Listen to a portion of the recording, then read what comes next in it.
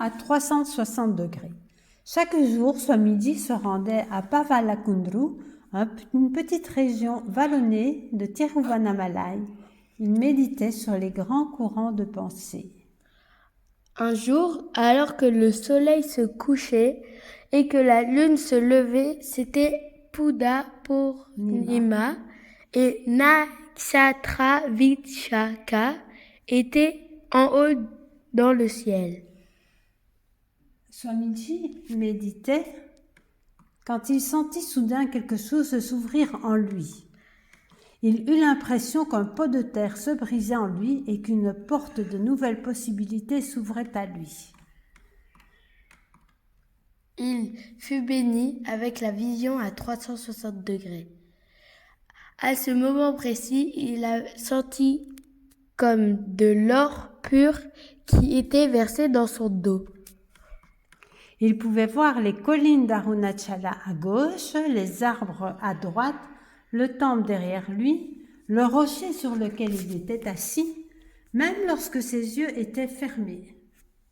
Après cette expérience forte, Swamiji partit à la recherche de son gourou Viputananda Puri Kupamal.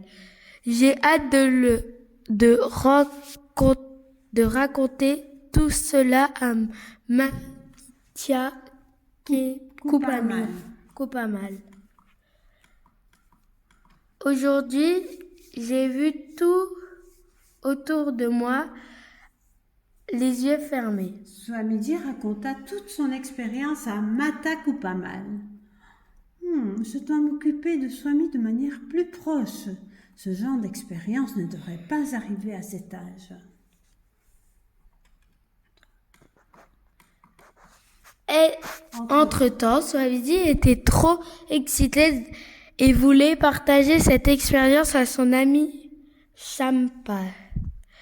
Hé Champa, voudrais-tu venir avec moi au temple? Je te montrerai quelque chose.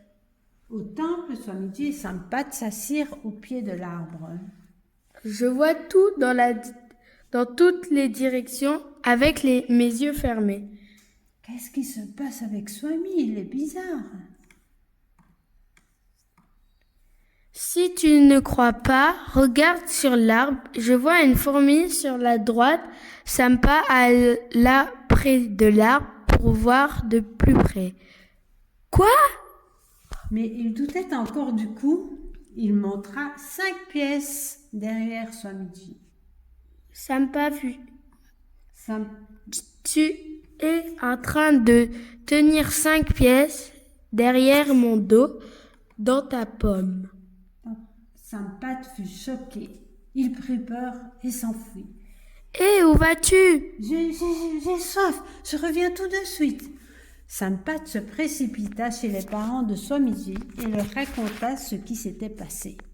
Beaucoup de gens ne croyaient toujours pas à l'expérience de Swamiji jusqu'à ce qu'il devienne ce que nous connaissons aujourd'hui et qu'il initie tous ses disciples et Balasan à l'ouverture du troisième œil, ce qui prouva la véracité de cette expérience.